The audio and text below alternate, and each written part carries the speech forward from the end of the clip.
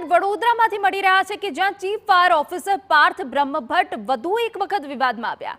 Fire વિભાગના સૈનિકને ઢોર માર માર્યાની ઘટના સામે આવી છે। નશાની હાલતમાં કર્મચારીને અપશબ્દ બોલી માર માર્યાનો આક્ષેપ થયો છે। મારને લીધે તબિયત લથડતા કર્મચારી હોસ્પિટલમાં સારવાર હેઠળ છે। વિશ્વામિત્રીનું જળસ્તર વધતા લોકોને એલર્ટ કરવા સ્ટાફને બોલાવાયો હતો। કર્મચારી પહોંચતા જ કારણ વિના તેને ફટકાર્યાનો આક્ષેપ છે।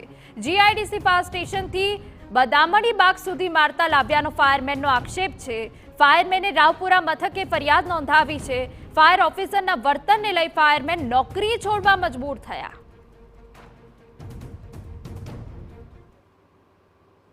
વડોદરા શહેરમાં પૂરની પરિસ્થિતિનું જ્યારે નિર્માણ થઈ રહ્યું છે, આવાની અંદર સૌથી વધારે જો કામગીરી કરવામાં આવે તે ફાયર ઓફિસરના જવાનો દ્વારા કરવામાં આવતી હોય છે। જ્યારે વિશ્વામિત્રીનું જળસ્તર વધે ત્યારે નીચાણવાળા વિસ્તારોને એલર્ટ કરવા માટેની પણ કામગીરી ફાયર વિભાગને સોંપવામાં આવે છે। ફાયર વિભાગના chief fire officer Parth Brahmbhatt છેલ્લા ઘણા સમયથી વિવાદમાં છે। વધુ એક વિવાદ સામે આવ્યો છે। ચીફ ફાયર ઓફિસર દ્વારા તેમના સૈનિકને માર મારવામાં આવ્યો અને જ્યારે માર મારવામાં આવ્યો તે વખતે તેઓ દારૂના નશામાં હોય તેવો પણ સૈનિક દ્વારા આક્ષેપ કરવામાં આવી રહ્યો છે। જે સૈનિકને માર મારવામાં આવ્યો છે તે એ ઠાકોર આપણી સાથે હાજર છે, તેમની સાથે વાત કરીશું। અમરસિંહભાઈ, શું ઘટના બની હતી? કારણ કે જેવી રીતે ફાયરમેનની જવાબદારી છે, એક સરહદ પર સૈનિકની જવાબદારી હોય એટલી જ વડોદરા શહેર માટે અત્યારે જવાબદારી છે। હા મેડમ, શું ઘટના બની હતી? હું મારા ફરજ ઉપર હતો। ફરજ ઉપર મારે એનાઉન્સ કરવાનું હતું, નીચાણવાળા વિસ્તારમાં એનાઉન્સ કરવા માટે જીઆઈડીસીથી આવ્યો હતો। એટલે એનાઉન્સ કરવા માટે હું કંટ્રોલમાં જે એરિયામાં જવાનું હતું એ એરિયાનું બુક લેવા આવ્યો હતો અને 2 માણસને લઈ જવાના હતા।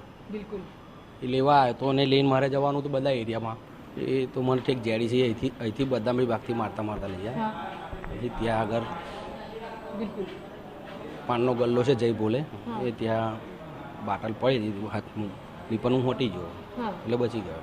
આંખ પાસે બહુ વાગ્યું છે? એ શું વાગ્યું? એ પંચ માર્યો। કોઈ પોલીસ ફરિયાદ નોંધાવવામાં આવી છે? કોઈ ઘટના જેને લઈને આપના દ્વારા હવે નિવેદન પણ આપ કહી રહ્યા છો કે નથી, નોકરી પણ છોડવાની વાત કરી રહ્યા છો, કેમ? આમ 16 વર્ષની નોકરી થઈ જાય તો હવે નોકરી મેં કીધું હવે ઘેર જઈને ખેતી કરીએ। પણ આવું વર્તન આવનારા જે ફાયરમેનો છે, જે નવા ભરતી થઈને આવતા, એમના માટે એક ચિંતાની બાબત વિષય કરી શકે? ચિંતાનો વિષય તો ખરો જ મેડમ। આપની આંખમાં આંસુ પણ દેખાઈ રહ્યા છે, કયા કારણોથી? એ ખાલી મારી વાઈફ રડતી હતી એટલે। બિલકુલ, આપ એમના પત્ની છો, જ્યારે સૈનિક તરીકેની સેવા આપતા હોય આ પ્રકારનું વર્તન અધિકારીઓ દ્વારા જ કરવામાં આવે, કેટલું દુઃખ લાગી રહ્યું છે આપને? શું તકલીફ પડી રહી છે? કશું નહીં હવે।